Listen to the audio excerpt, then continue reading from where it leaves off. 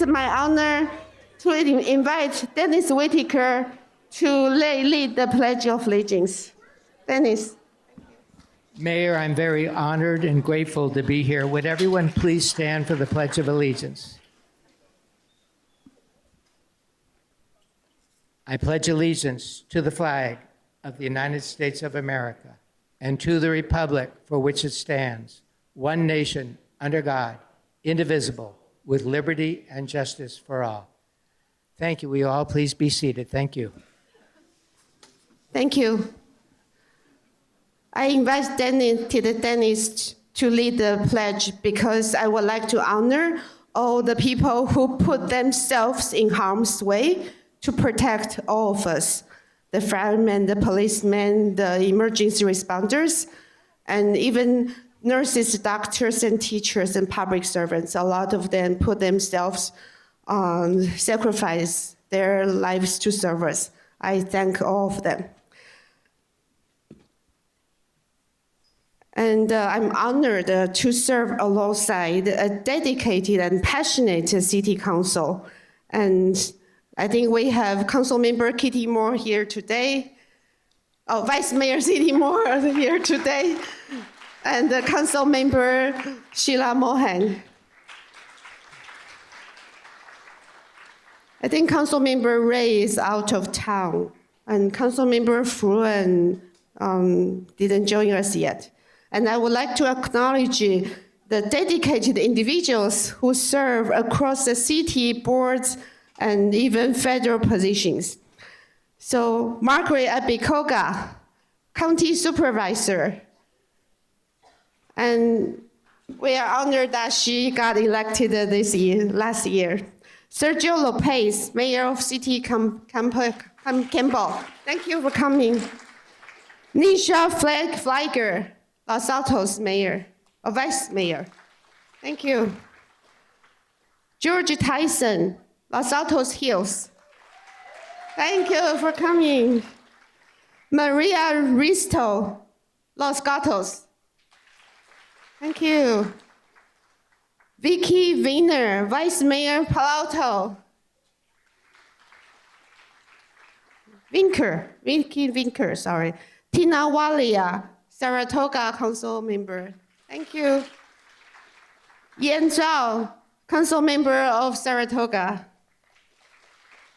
And Rosa King, Trustee of Fremont Union High School.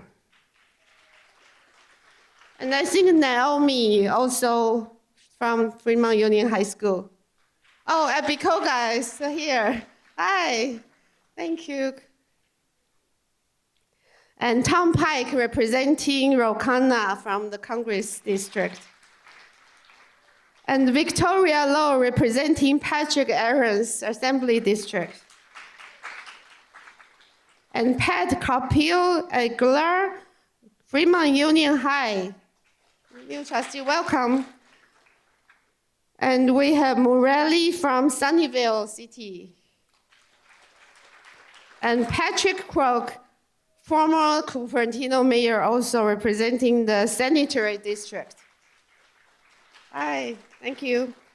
And if there are Cupertino council member mayors in the audience, please stand up. And then only former school board members, please stand up. Jeff and Gilbert, I think I at least saw you. And Darcy Paul, and Stephen Sharp, I'd like to thank all of you for your service. There are two sections in my speech. First is the mayor's initiative that I'm launching. So I thought I'll start with something fun. And there will be the Cupertino Stories Initiative. Let's first watch a promo video.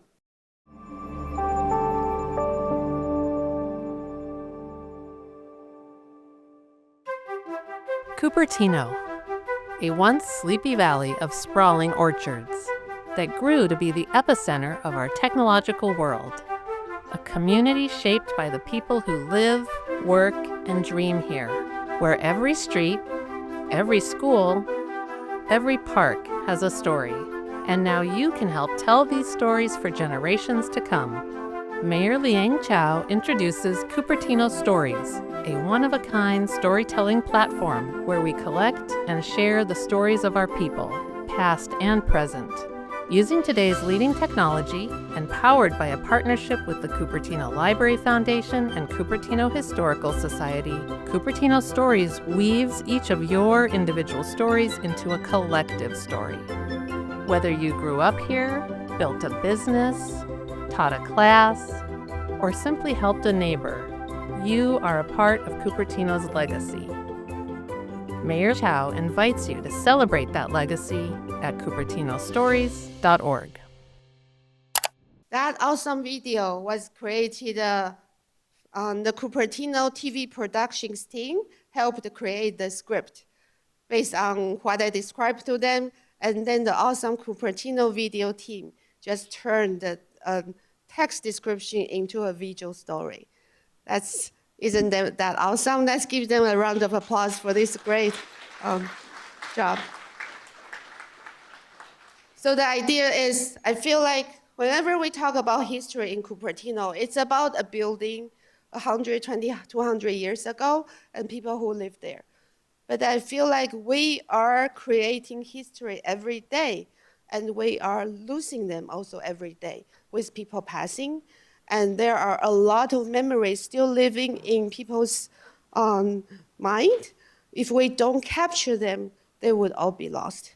And there are a lot of interesting Cupertino stories, so I hope we will all work together to capture them about your family, your grandpa, your grandma, people who you worked with, people who you volunteered with. So submit them. We would collect them in the text format, kind of like a Google survey. The idea is we would collect likely 1,000, 2,000 entries. Then it will become a data set that maybe the artificial intelligence tool could parse them and extract stories from the thousands of entries. Then maybe next year, we could have a hackathon to create more stories from the entries people submit. But this year, it's a year of collection, but also a year of creating stories. And I'm partnering with Cupertino Historical Society, of course, and the Library Foundation. And other partners I'll mention later. This is a website, cupertinostories.org. There are only 3 feature stories right now, but we need more from all of you. And specifically because this year is Cupertino's 70th anniversary. We were born in 1955 on October 10th. Did you know that only 438 people voted at the time, out of about 3,000 people who lived in Cupertino, 15%. And among them, 225 voted yes. Only 51.3%. That means if any 6 of them change their mind, there might not be a Cupertino. So thanks to that. And someone mentioned that there was I don't know if it's still there, the Cupertino Boba Bear. It's still there? Wow, I've never seen it. So someone had to cut a tree, but they didn't want to get rid of tree trunk because it destroyed the pavement. So they invited the carver to carve that into a bear. What an amazing idea. And we can now all go visit that. And another story currently featured is the person, George Chung, who is the president of the Legal League. I think every one of you is a story. And I want all of you to submit an entry to Cupertino Stories so we can pass it on for generations to come. And the library was started in the Cupertino General Store. Long time ago, they celebrated, I think, their 20th anniversary recently. And when there was an earthquake, this is what it was looked like. And there are more stories about our library that we can try and capture. So here are the partners besides Library Foundation and Cupertino Historical Society, we also partner with the Cupertino TV productions team who will try to capture some of the interesting stories, turn them into video. And we also hope to turn oral history that Cupertino Historical Society has collected into text so that they can be analyzed by AI later. And then we also partner with Cupertino Rotary Ding Ding TV, who is doing Asian American oral stories. And also, I think the Sister Cities community expressed a desire to join as partners. So we would welcome more partners joining us, and we can capture stories of your organization, who founded them, and how it has evolved over time. Another initiative that I'm rolling for this year is Cupertino Art Fair, because we don't really have a Cupertino Art Fair, even though we have a little bit in the Fall Festival and other small festivals. So this time we will start with, together with the AAPI Multicultural Festival to be held May 24th. And then some volunteers will join together to host an exhibition in the community hall for professional artists and young artists. And if you would like to participate, volunteer, let us know. And this is another dream that I had that came true because another volunteer, Alice Kao, was able, had stepped up to organize it. Because I was in a folk dancing club in college. We danced folk dance from different countries all over the world. And in China, people dance on the plaza. Cupertino, I would like to see all of us to dance to the music of different countries, rather than just sitting there and watch other people dance. I want Chinese to do Indian dance, Indian to do other dance, so everyone can do each other's dance. And that's the idea. So the first one likely will be in early April. The date is still to be determined. I'm hoping to have 2 or 3 of this kind of events on a Saturday afternoon. So if you know any dance group or any people who can lead a dance that everyone can join and dance, let me know. And all of this is not possible without the many organizations who partner with us and without the volunteer organizers who will be helping, like Susan Chen, Helen Yang, and Li Yan for their art festival. And Tracy has been also help organizing a lot of this. And partners. So these are the partners who are making these events possible. For State of the City, Rotary Club and the Chamber are helping with promotion and room decoration, and we have the flower arrangement from the Ekabana Society and Cupertino Stories partner, and the music, so Bay Area Youth Music Society, I think, was playing earlier. And the donors at the bottom, the most important, they donated all the food outside. And so thank all of them for helping with us. But then most of the donors happens to be Asian American food. So then thanks for the chamber. And so we work with the chamber to deliver some yummy non-Asian food, so we have a variety. And I'd like to thank all the city staff. It's a tremendous effort, a lot of coordination to make this possible. Tina, Samantha, and Torin, the video team, and Joe, and so many of them, they spent a lot of time making sure every tiny detail works out, check and recheck. So thank all the city staff.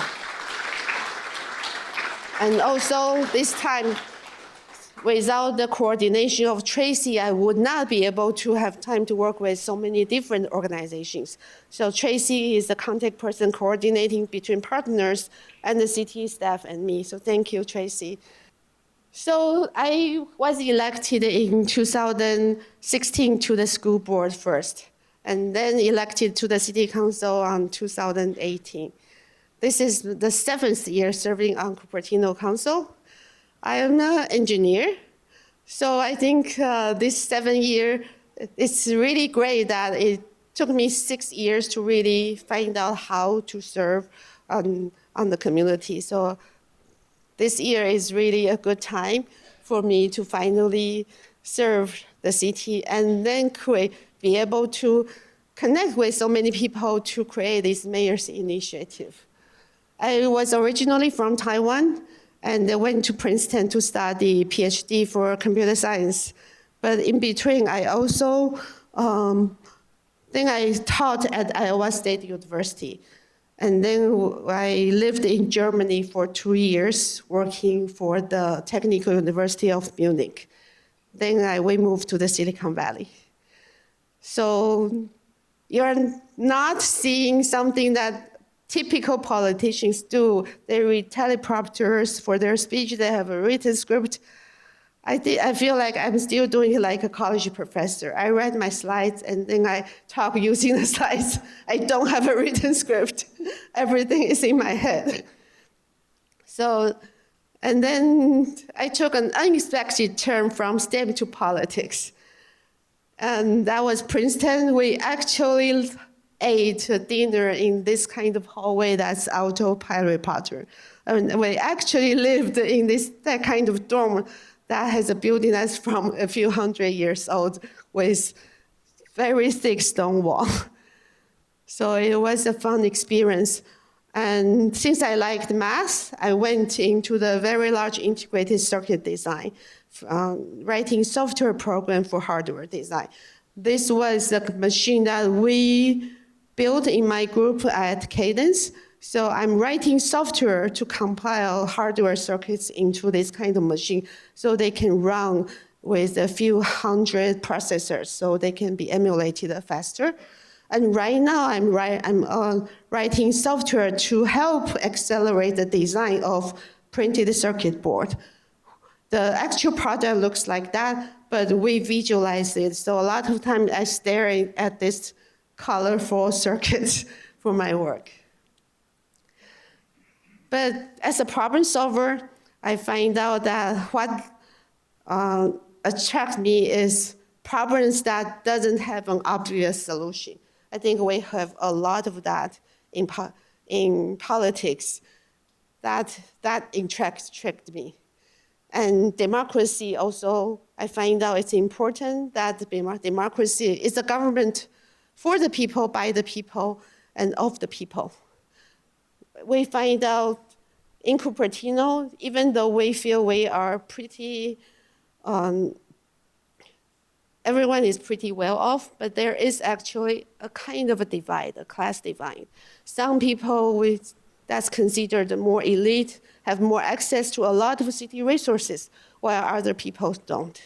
And that intrigued me to step up, to speak up for these people, and then to make sure that the city actually serve all of the pockets of our society. And I wanted true community engagement based on background and data. So therefore I ask a lot of questions, ask for a lot of data for them before I make decision. And I am very value the diverse viewpoints we have in the community. I think we don't tolerate them. We should appreciate, embrace them, because these voices make us whole. And any decision likely will be a compromise that's not going to make every group happy, but it will be best for all of us. And also I'm fiscally conservative, so you'll see me that I keep asking the CSF, can we find other option to cut the cost down? Can you give us more options so we can look at any ways to do more with less? And how initially I got involved with school because in 2014, Cupertino schools were the most crowded at the time. And then when people hear about So that's about the time when, oh, there is no pointer. So it's where it's overcrowded. So at the time when people hear that city is going to build more and more housing, people didn't know it's going to go down later. The projection was still going up. So at the time, people jumped up. Wait, why are we building more office? Because that's going to create more housing. And that's going to crowd our schools. So many people were unhappy with Volco Shopping Mall. And that's one of the flyers that I created at the time. And the bottom one was the Volco, which has a huge amount of office with tiny bit of retail. It's about 16% at the time in 2016. That was cut down to 8% in 2018 proposal for Volco. And then the most recent version, I think it was cut down to 4% of the entire project. So some might say Cupertino is divided. On the right, you see that there are single-family homes. They are concerned about huge building that might rise next door. That's 14, and then later on become 20 stories. You might say, why are you opposing that? We need housing. But then some other people came to us last year. They are like, oh, there are 20 units and 50 units in our neighborhood. And that's going to crowd our street. So I fought for those people who are concerned about 20 or 50 units in their neighborhood. Also, why? Because to them, that's a really big impact also. I cannot say, because there is in my neighborhood, there will be 10,000, a few thousand units. Therefore, I don't care about 50 units in your neighborhood. As a council member, I think my job is to address residents' concerns, however tiny it is, because every neighborhood has unique challenge. I think we are really not divided because I hear the same talking point from every neighborhood. Our street is already congested. This is going to create a dangerous situation for our students. So I think we are not really divided. Cupertino, wherever you are, I think we are all looking for responsible developments that adhere to the city's general plan and local law. And they proactively engage with the neighborhood and sincerely listen to our feedback. And we all want the responsible developments that adjust their projects to address concerns. For example, I think the Summer Hill project, I met with them the second time. They told me they adjust the project so they have a bigger setback against the single neighborhood. They didn't have to do that, but they did that because they want a better project. That's the kind of responsible development we welcome in Cupertino. Rather than taking shortcuts to maximize their profits, these responsible developers take pride in delivering products that truly meet the community's needs. I think some of them are in the audience today. I thank them. So these are some of the projects we have approved since I got on the council. There were 2 hotel projects. This is the Cupertino Village Hotel and then the Anza Hotel. They're not built yet, but then we are proud that they will bring in transient occupancy tax to Cupertino. And then although there are still some exceptions, but they really take input and provide community benefits contributions to Cupertino. And Westport, even though some people still say this is too tall, but this is a result of a lot of negotiation. Their initial version want to cut down the retail space further. And then when we pushed back, the developer was willing to adjust the design to give us more retail space. So a lot of these projects, because it's approved by the city council, we were able to negotiate better project as a result. And Ellen Low project, this is one project that's already built. I'm so proud of that. And they are not only they have 9 units, there is one low-income unit that's comparable in size to all the market rate units, which is rare because a lot of developers try to give us tiny below market rate units, even though the city code require comparable market size. So we have a low-income family who will be lucky enough to own a 4-bedroom for sale home.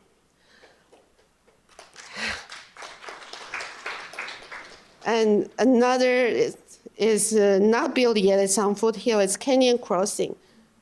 This is replace a strip mall. So not only they delivered 18 units of housing, they also managed to preserve 4,500 square foot of retail space. To them, this will cut into their profit margin, but they know this is where it would be great to have some cafe space for people to visit, and also they put in underground parking. That's additional cost for the developer, but they are willing to do that to make this a better project. So I thank them, and we welcome this kind of development for Cupertino. So for me, when I make decisions, we want to follow the law and avoid exceptions unless really, really necessary. For example, the retail space in Westport. There was some reduction in retail, but then we minimized that reduction in retail. And I care a lot about addressing residents' concern. For example, the Rignot Creek Trail. Some people might feel that somehow I'm opposing the project. I didn't really oppose the project. It's nice to have a trail. But the people who live right next to a trail, that there is big impact to them. If as a city, when we build a project, we ignore the residents' concern, what do we expect the developer to do? Of course they are going to ignore the residents' concern.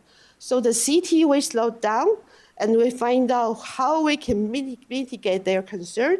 The city paid for some of the fence construction so that we can address those concerns, and then we can develop a trail that's shared by the residents.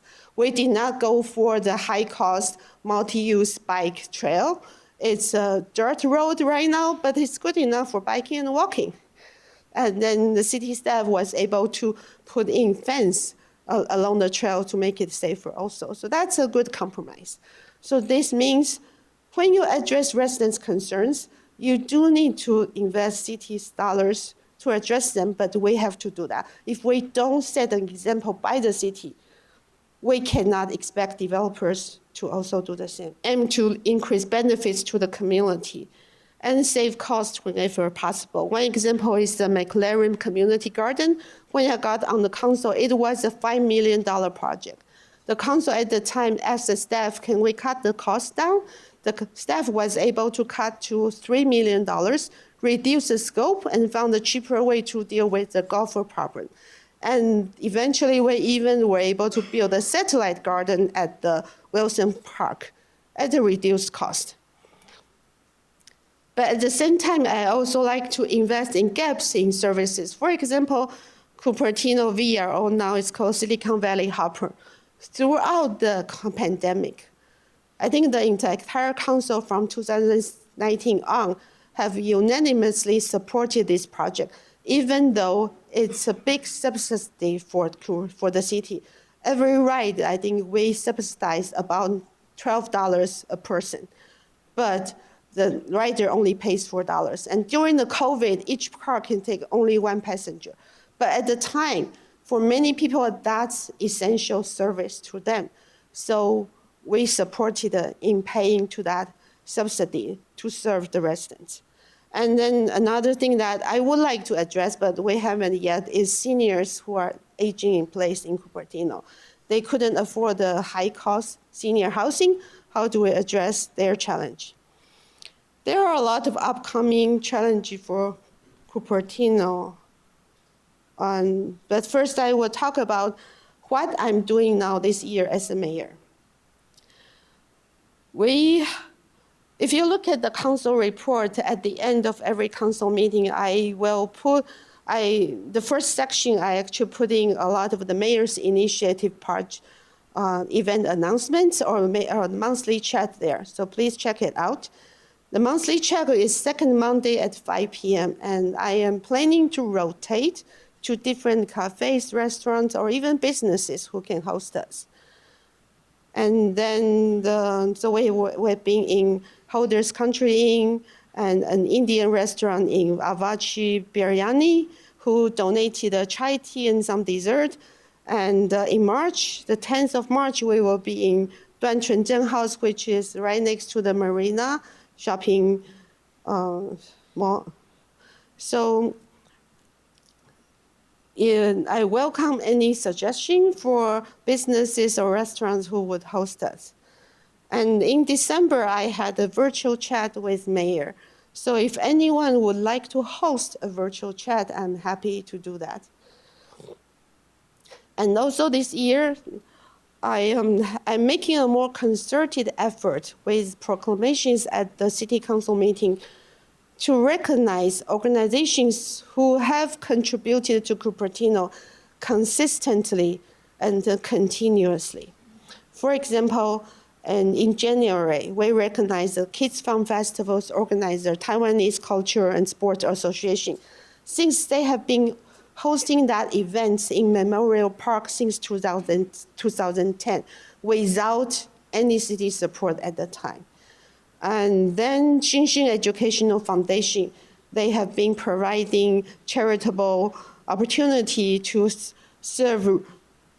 bridge the gap between rural and inner city imbalance in China. That also provided opportunities for our youth to serve that population. And also in February, we recognized Art Fellows Cupertino Lodge, who has celebrated their 70th year anniversary also. It's an organization I didn't know existed even until last year. So, but they have provided continued service. Next month, we will formally provide a proclamation for West Valley Community Service, who we all know have been essential in providing services for those who are really underserved. And I just find out we have never, ever even given them a formal proclamation to recognize their service. So if you have any suggestion for organizations we can recognize, please let me know. And also the city staff has put in a website where for anyone who would like to request their certificates of recognition, congratulations, or awards or honors, you can go there. Some people request that, for example, for Eagle Scout or for awards you received in any organization. So upcoming on March 3rd, we have a council workshop where we will prioritize work program for the next 2 years. And you are welcome to send us your feedback. In the council agenda, you'll see top 10 lists from all the council members. We will be revising them, so your inputs are important. And in the next few months, we are in the process of revising council procedures menu. In the past 2 years, we have taken away a lot of the long-standing practices in Cupertino, trying some new things. What works, we are keeping them. What didn't work, we are reverting back to the previous practice. And we are looking at revising how we run the city meeting. And also, I would like to reenact the Economic Development Committee. This was unfortunately canceled 2 years ago. And right now, Cupertino really needs to bring in the talent from our community to help us move Cupertino forward, to generate the economic development opportunity in Cupertino. And we are hoping to reenact the Legislative Review Committee, since we know there has been a lot of state laws being passed every year that's affecting Cupertino and taking away a lot of control by the city if we don't keep an eye out on for them. For them, we would eventually all be impacted by those. For example, the SB 330 law right now, anyone who submit a preliminary application can lock in the entitlement. That has never happened before. Before, project cannot lock in entitlement until it's approved. And I hope to renovate the City Hall and City Hall annex that could be put on the CIP so we can finally work on the earthquake retrofit issue for City Hall and also build an EOC in the City Hall annex. Of course, and then we hope to clarify the roles of Planning Commission, Audit Committee, and Environmental Review Committee. And of course, these are still up for subject to the council approval.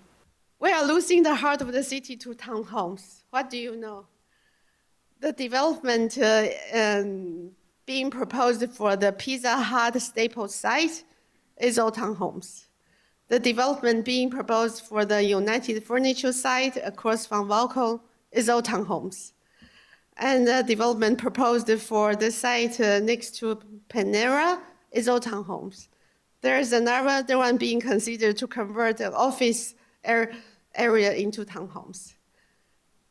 So our heart of the city is being lost to townhomes because of the construction cost of building 3 or 4 story buildings. If it continues, not only we could not meet the housing needs the state is requiring us to build, we also will be losing much needed retail revenue from these sites. What should we do? We really need to think about that. For example, San Jose is providing incentives for the first 100 units with permits pulled so that they can get some fee waiver. That could be something to consider to incentivize high-rise buildings that's built earlier. I mean, not high-rise. 3 to 4 stories sufficient or 6, I think it's good for Stevens Creek. And therefore, another challenge is not only we are losing sales tax from the reduced retail side, because with almost every development, they are reducing the retail space or even replacing it entirely. And we know that in the past few years, the state has changed how they interpret the way they allocate sales tax. So they are not allocating them to headquarters or sales office designated by a company. They likely will be allocated to warehouse cities. And then as a result, we are losing $10 to $20 million. Some say $30 million in sales tax a year. We are looking at a $10 million structural deficit every year. Not only that, developers are challenging the city to reduce or waive in development impact fees. For example, the city settled with Valco, SB 35, to give them a $70 million fee waiver. That's almost a 1 year's revenue for Cupertino. And impact fee is the fee city collects to be able to supplement infrastructure in order to support more and more development. They go through a rigorous nexus study process to ensure the city does not collect more than we need. And often the city only collects a fraction of the expenses we would need to provide the infrastructure. So whenever we waive impact fees, that means all of you will be picking up the impact fees when the city have to supplement our infrastructure. And another challenge we face is we are spending a lot more money on capital projects in the past few years. This chart is from the OpenGov of the actual CIP being spent. a lot more is being allocated and has been allocated and not yet spent. You can see that there has been a big spending since 2020. And the green are bike path projects.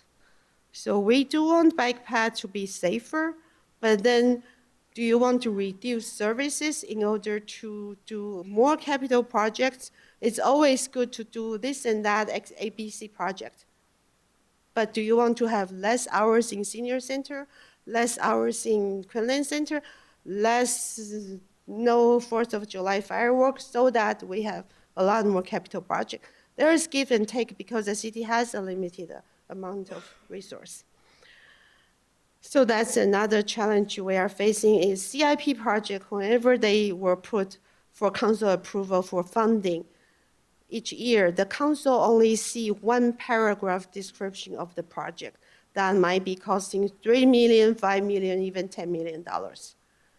And then the next time the council sees it, it would be a contract to be approved. In between, the council doesn't see the different options to implement the project at different level of cost so that we can provide more input on, maybe we can, even if I buy a door, there are multiple materials and the locks, they have different features. Yeah, there are multiple ways to install a wall. But when we build a building, the council is given one option. Does that make sense? I think that's a challenge we need to somehow find the best solution so that the council is making decision with good information so we can find the best cost-effective option. I think that's the challenges. And another challenge actually is we used to have 4 video staffing and 1 person retired last year. We are down to 3. And 1 more person will retire soon in June, where they will be down to 2. And that is the reason why today we couldn't provide live streaming service from Quinlan, even though that was possible for the last 2 or more State of the City address. And I apologize because I did not understand that being the reason, because then I could have the option to move to the community hall to provide live streaming access. But the advantage of Cupertino room is we are able to accommodate more people. And looks like we do need that also. So that's a give and take. And I also hope that we will be able to provide hybrid access and hybrid public comment for all the commission meetings, because right now we don't have that except for planning commission, but that also then need the video team support. So should the council solve that challenge is something we need to consider collectively. We have a lot of challenges. However, I think Cupertino has the most probably talented residents who have served and built a lot of amazing companies.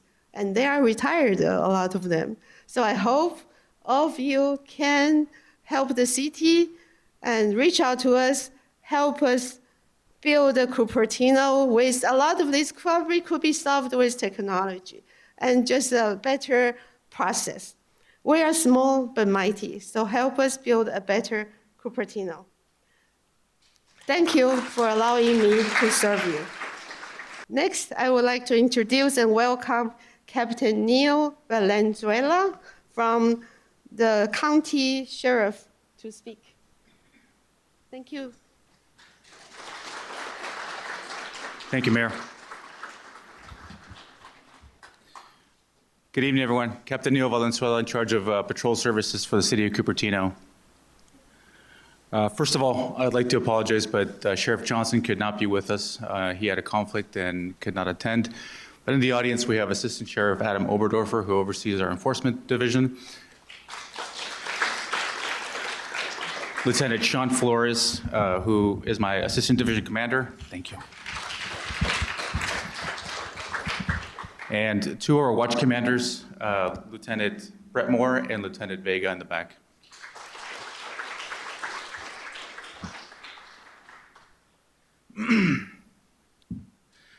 So I just want to give you a quick presentation on automated license plate readers and give you guys an update about that in the city of Cupertino, a quick update on where we stand with commercial burglaries, and a short video to end the presentation. In 2024, the Cupertino City Council agreed to put license plate readers in the city of Cupertino. They have been a great success for us in the cities of Saratoga and the town of Los Altos Hills. This is just a couple bits of information of some of the great arrests that we've made and cases that we've solved and missing people we've located in the city of Saratoga and the town of Los Altos Hills. I want to highlight one specific case. This was in 2024 in April. Our deputies are notified of a stolen vehicle in the city of Saratoga. Deputies made a vehicle enforcement stop. The individual was wearing a ballistic vest and possession of multiple high-capacity rifles. He had several arrest warrants out of the country of Canada for bank robbery. So it's a hard measure to figure out if we're deterring crime, but there's no doubt that this guy was going to go up to do something nefarious, and we were able to stop him and arrest him before he did anything. So.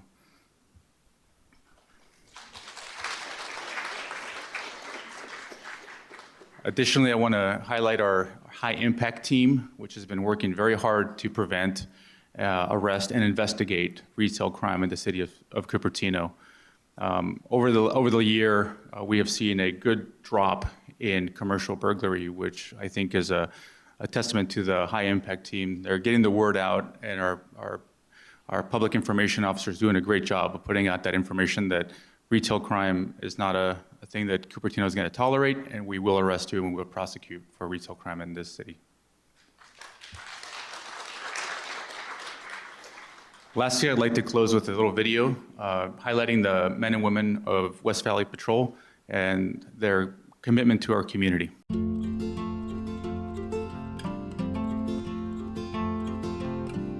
The people out here are very personable, and I love the relationship that the Sheriff's Office has with the community out here.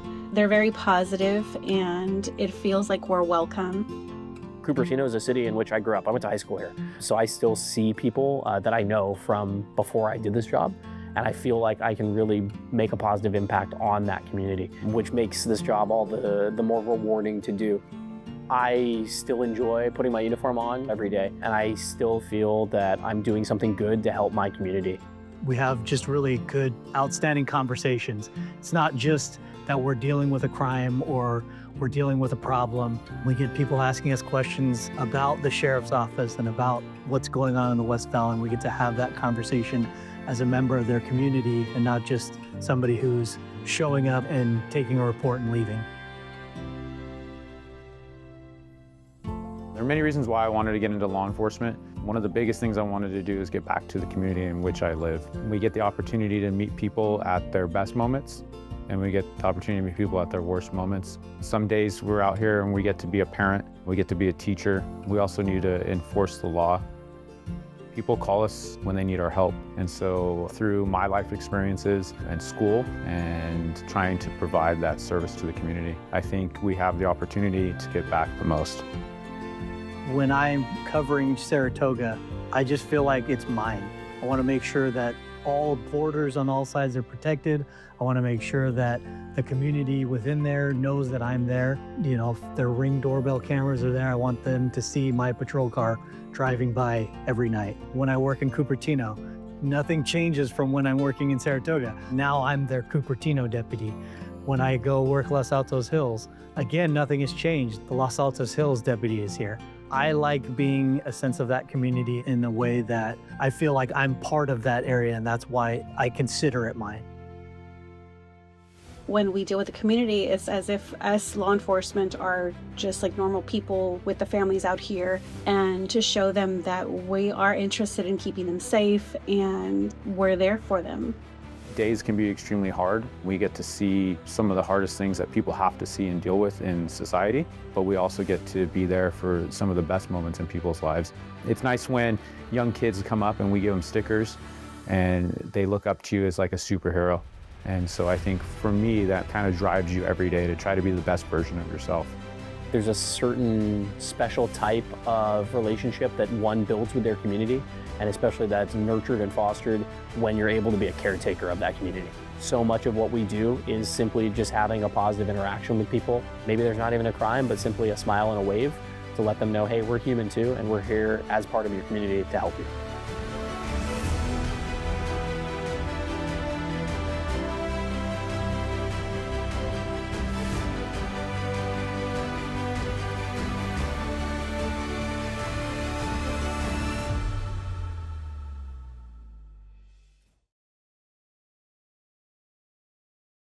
So people can connect their Ring camera to the sheriff's office, right? Would that be helpful? Could you come in? Yeah. So anytime there's a crime that occurs, our detectives will follow up, if not the deputy that's on scene. We do have a method of collecting Ring camera videos and any other surveillance video, and we kind of log it into our digital database with any case. So absolutely, anytime we go to any call for service, we'll canvass. If the person doesn't have a camera themselves, we can ask the neighbor or the neighbor across the street for video surveillance. Okay. So, yes, thank you. Be sure to connect your cameras. And next we have the Fire Chief, Shwana Gergao. Well, good evening, everyone. It's quite a pleasure to be here. Again, we always look forward to being with our law enforcement partners here in Cupertino. We work very well together, and we definitely serve each other to keep each other safe. I'm going to do the opposite and actually start with video. I think our video starts first. Santa Clara County Fire Department is an all-risk, all-hazard response operational capable department. And what that means is we're able to answer the call no matter what the emergency is for the community. What sets Santa Clara County Fire Department apart from other fire agencies is that we are a dependent special district. And as a dependent special district, we have a bit more agility. So we have a whole host of civilian staff that support the operational side of the district. And that enables us to move quicker, more efficiently, and ultimately be able to meet our needs in a more timely manner, and then to be able to work through the community's needs. We have a range of responsibilities that encompass not just the county itself, but also up and down the state and even beyond the state borders. As the operational area coordinator, we coordinate fire resources to help support our neighbors in their time of need. We take knowledge from our collaborative relationships with other agencies nationwide, as well as just ideas from our membership, and try to move them from conception to reality. We want to be on the forefront of any technology that allows us to do that. Because we have such a diverse area that we serve, we need to be prepared to serve all of those various communities. So the training we do cohesively brings our crews and our incident command system together so that we are at the ready and can mitigate whatever situation may be affecting our communities. County Fire covers a wide range of communities within the South Bay. We cover all the way from Los Altos Hills down to Redwood Estates and most of the communities in between. There's a lot of diversity there. There's diversity in culture, there's diversity in people, there's diversity in landscape, there's diversity in population density. And so we really have to be able to approach each one of those areas with all of those factors in mind. We are dedicated to the communities that we serve. We care very much about the people, we care about their property, and we are an all-risk organization. And we really pride ourselves on knowing our job so that we can fix people's problems. The amount of care that this department has for their people in their community, bar none, the gold star standard, because everyone treats the community as if they're their own personal family member. They're just a department that cares, which is really nice to see. The Santa Clara County Fire Department is an all-risk, all-hazards fire department, and what that means is that we respond to all types of emergencies that the public may have when they activate 911. While primarily it's fires, vegetation fires, vehicle fires, structure fires, we also go to motor vehicle collisions. We go to confined space, high angle and low angle rescues, people on cliffs, people down in canyons. If you have an emergency and you activate 911, you can be assured the Santa Clara County Fire Department will respond. But primarily, we do emergency medical services response. 60% of our calls are EMS based. When we arrive to an emergency, we have equipment that mirrors the emergency department. So even though you might see a piece of fire equipment in front of your emergency, there are medical personnel and all the medical equipment available. And so we go to work right away, wherever you are, whatever the situation is, and provide advanced life support to you. The Santa Clara County Fire Department has a Special Operations Task Force, which we're very proud of. And in the Special Operations Task Force, we have two components. We have the Hazardous Materials Response, known as HAZMAT, and we have the Urban Search and Rescue, known as USAR. Some examples of rescue for special operations would be if a construction worker falls down a manhole and gets trapped in a confined space, if a car launches off a cliff and there's no other access to them and we have to go down on high-angle rope systems. When people get stuck in these situations, we're there to come and help. The key to special operations is the personnel. They receive training and prepare weekly for an incident that may or may not come, but they know they have to be prepared in the event that it does arrive. County Fire has what we call a Type 1 hazmat team. We are one of only 2 Type 1 hazmat teams in the county. The types of incidents that would require the County Fire hazmat team to respond include any type of gas leaks that we get, anything that's unknown chemical spills, unknown odors in a house or a structure, overturned tankers that has fuel in it. Also anything that's hazmat related, which is chemical, biological, radiological, that affects the exposure to the community and to our personnel, and we're able to respond to that. In addition to our emergency response capabilities, we take great pride in our fire prevention and community education programs. These programs are crucial in preventing fires and keeping the community safe. Fire prevention really has kind of 3 main tasks or responsibilities that help the community. The first one is making sure that we review construction plans to make sure that the buildings are going to be planned and built correctly.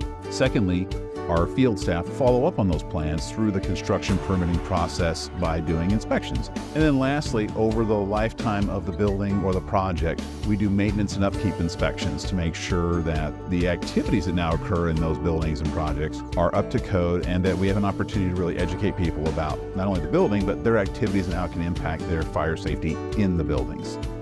The goal of community education is to continually work with our communities. We use local and national data and statistics to help drive the direction of our program and to identify risks and then implement programs to help mitigate those risks.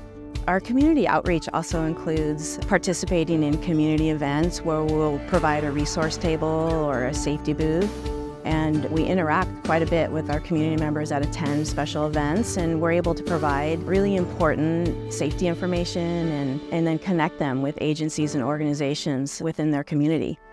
The work that we're doing today to evolve both our operational capabilities or our fire prevention work, our community education work, our fire marshal work, the work that we do at County Communications, the work we do at County Office of Emergency Management, the leadership that we show throughout the county in all ranks of the organization is something that we take immense pride of.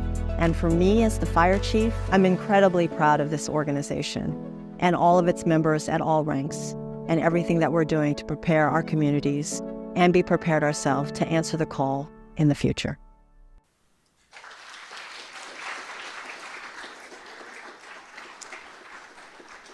I just want to introduce a couple of our staff members that's here today. Assistant Chief Hector Estrada. He's the Cupertino liaison. And Battalion Chief John Black. He's on duty right now, ready to answer the call.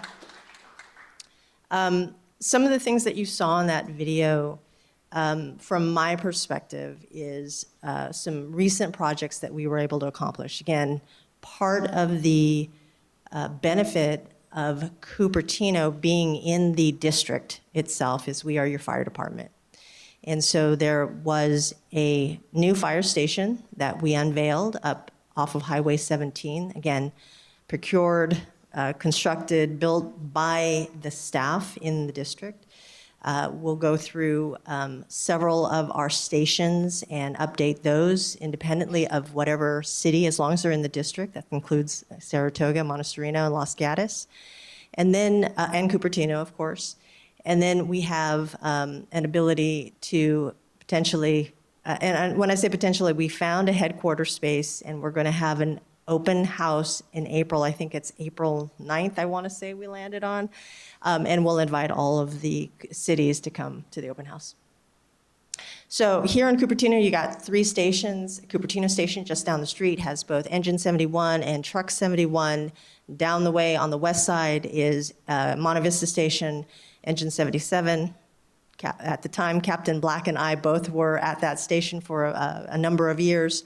And then you've got Seven Springs Station that's down off of Seven Springs Parkway, which is where the battalion chief is located, as well as Hazmat 72 and Engine 72.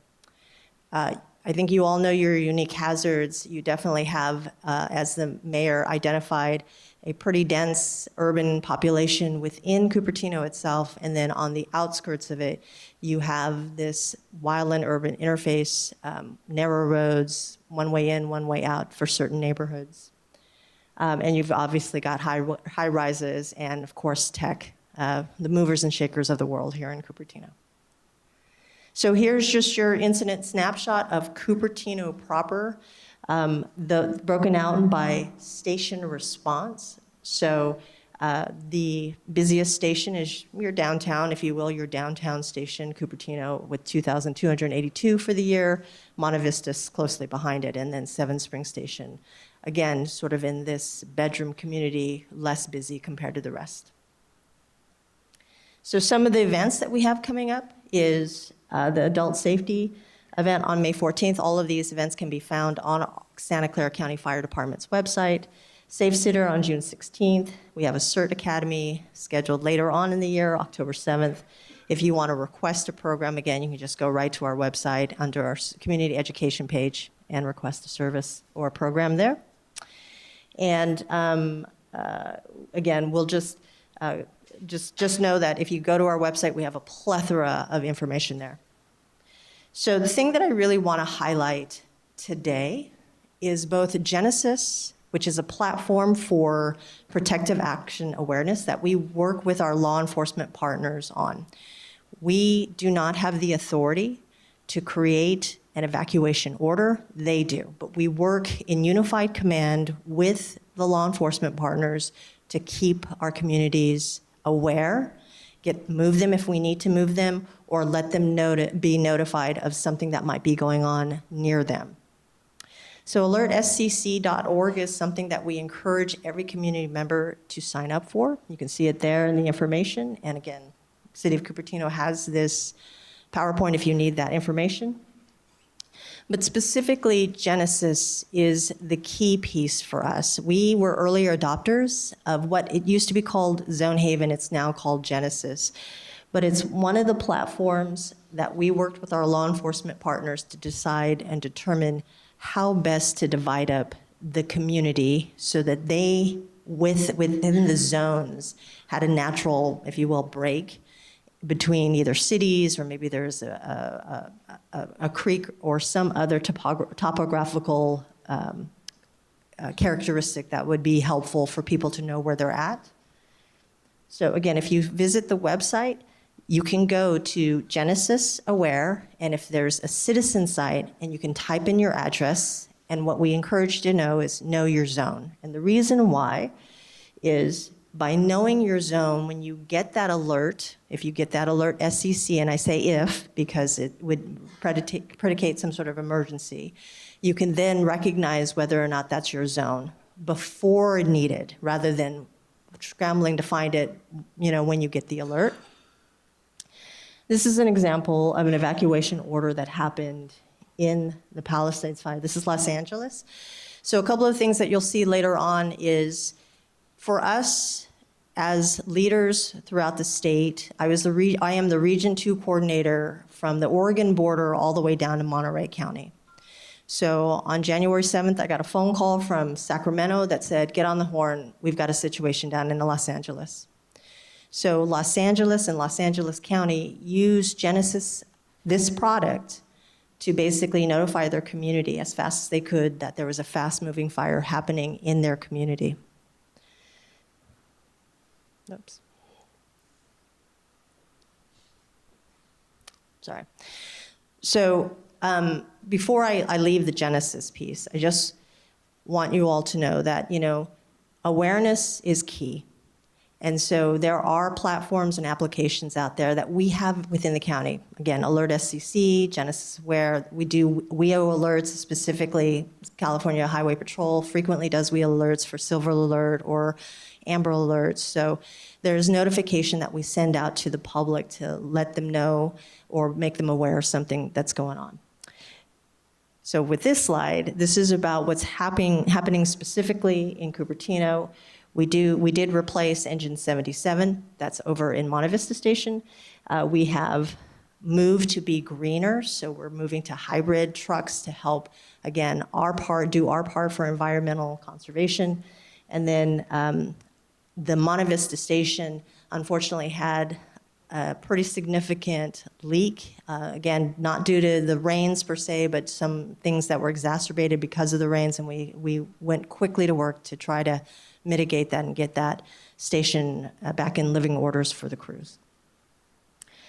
Some notable events. On January 27th, crews from the Cupertino station responded to a cardiac arrest call with the help of the bystander CPR, and that's what's key here, bystander CPR. So I encourage everybody here to learn hands-only CPR, because that's what you can do, your part to help the community.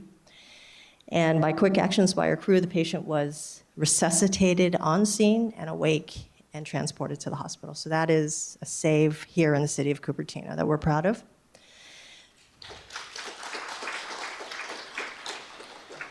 Again, we talked about there's only 2 Type 1 hazmat teams in the county. Hazmat 72 was called to mitigate this situation that was in San Benito County. So we get called near and far to help communities that are in need with that specialty skill set that our crews have, as well as there was a chemical leak here in Cupertino that we were able to mitigate pretty rapidly. Again, I had mentioned that we were on the phone, or I was on the phone with some representatives from Sacramento on the evening of January 7th.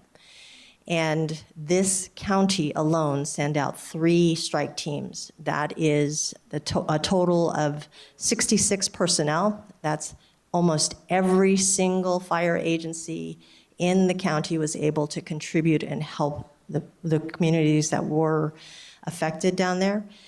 The first strike team that went out that night, they were on their feet for 30 hours. That was the report back to me from the duty chief. Going from neighborhood to neighborhood, really helping with evacuations as well as trying to mitigate what they could. But Engine 371 here out of Cupertino was one of those crews. And then Engine 77 was deployed to the Palisades fire. So one went to the Eaton fire, one crew out of Cupertino went to the Eaton fire, the other crew went to the Palisades fire.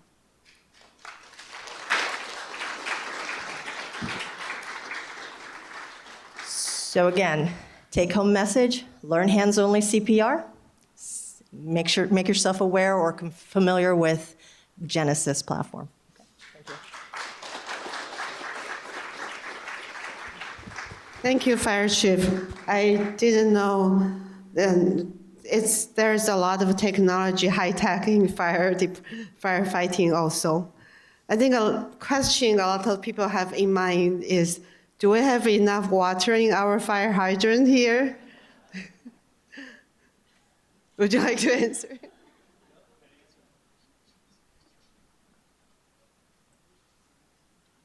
I think we're all chuckling, a nervous chuckle. You know how you chuckle when everybody's like, ah. So the situation down that affected the communities in Los Angeles, let me be really as clear as I can be without having been there. They were experiencing 80-mile-an-hour sustained winds. That's sustained winds with 100-mile-an-hour gusts. No matter what happens, the embers get casted far. So if it's being carried and hitting other vegetation or other materials, including houses, there's really very little that the fire department can do to contain it. Now, what they did was try to put out fires that they felt like they could in terms of saving a house. Well, let's say, I mentioned that we had 3 strike teams here from Santa Clara County that went. Region 2, which is, again, the region coordinator that I am, working with other counties, we sent 25 strike teams down there. Each strike team has 5 pieces of equipment. So just think about Region 2 alone and how much equipment and personnel we sent down to that area. And now everybody's trying to get water out of the hydrant. The water system just is not designed for that. So yes, there were certainly some other challenges that they had, but I can tell you that the planning and what you have here, the water system is designed for the use within Cupertino. Those were extraordinary circumstances. Does that answer your question, Mayor? Okay. Thank you. And I have also contacted the water district. The reservoir level in all the reservoirs around here are at sufficient level. Even though it's 60%, it's not full, but that's a normal and sufficient amount. Okay, here is a sponsor slide. I did not read out each of the donors at the bottom, and I would like to recognize them each individually. And actually, I would like to ask all of the representatives from the partners if you would stand up so I can thank you. Rotary Club, Chamber of Commerce, Library Foundation, Cupertino Historical Society, and Cupertino TV Productions, Ding Ding TV, School of Ikebana. Thank you, amazing flower. And the Asian American Parent Association. And Shangshang Zhongwen, it's a Chinese school. And Able to Shine. IV Max. And Bay Area Housing Network. Thank you. India Community Center. Thank you. And Chef Z Restaurant. Remember their name. They were important later. We originally hoped to have the poet laureate, but couldn't get in contact. But I have a surprise here. A poem. Respect those who you disagree. In a world where voices differ, where one note contrasts another, remember, it's just a part, not the whole song of our spirits. You may disagree on a verse or two, yet harmonies abound in the rest. 100 shared chords waiting to be discovered in conversation. Like Cupertino Via and Silicon Valley Hopper, paths diverge and then intertwine. Each step, each stance, a rhythm in the dance of dialogue. Assume not the worst, but positive intent. For a single opposition to a grand project is not a rejection of progress, but a call for a better balanced vision. Let extreme voices fade into the soft glow of understanding.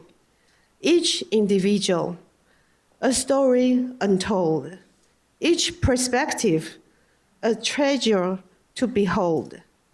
Find the common ground in the shared dreams and hopes we hold. For every heart lies a familiar tune, waiting to unite us all.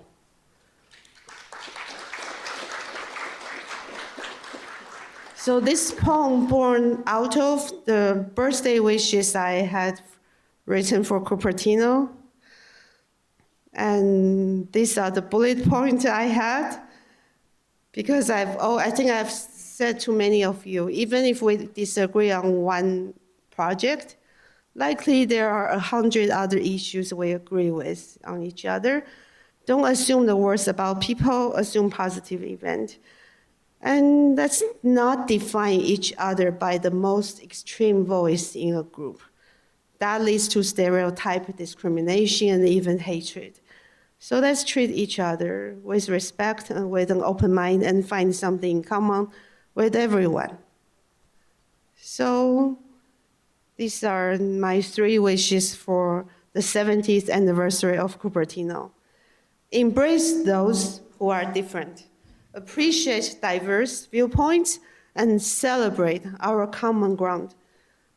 Our love for Cupertino, we all choose Cupertino to be our home for either our business or home or where we volunteer. So guess who wrote the poem? ChatGPT.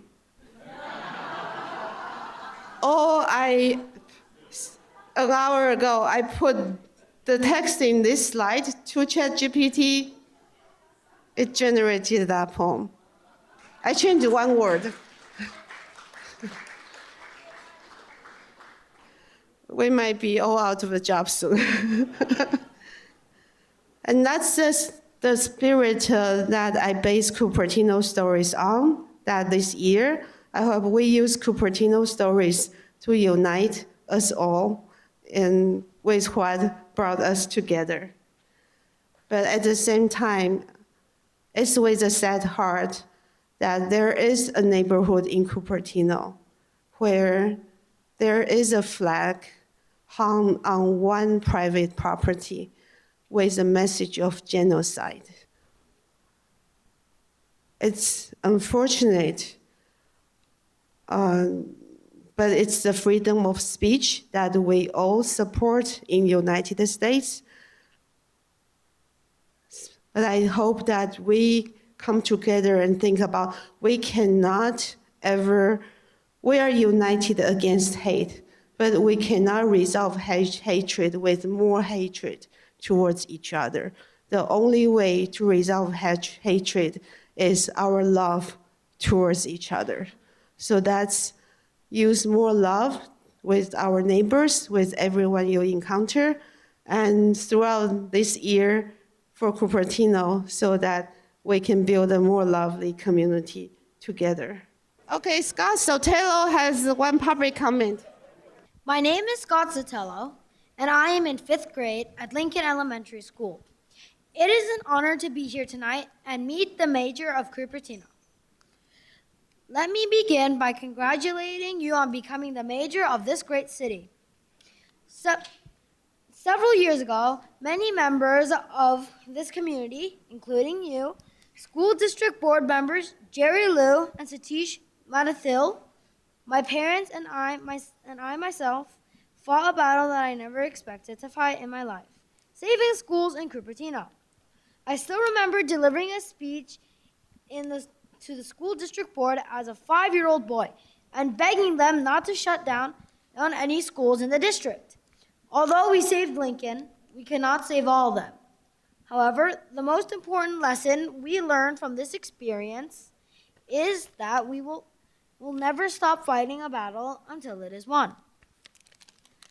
It is with this attitude that we trust you will continue fighting along with us to make our dream of better Cupertino come true. Along the way, let us keep Cupertino schools an environment that fosters excitement, education, and innovation, which are necessary to continue leading the free world. Again, congratulations on becoming the mayor of Cupertino. I hope that this is the beginning of an everlasting friendship between city officials and the community. Thanks, Scott.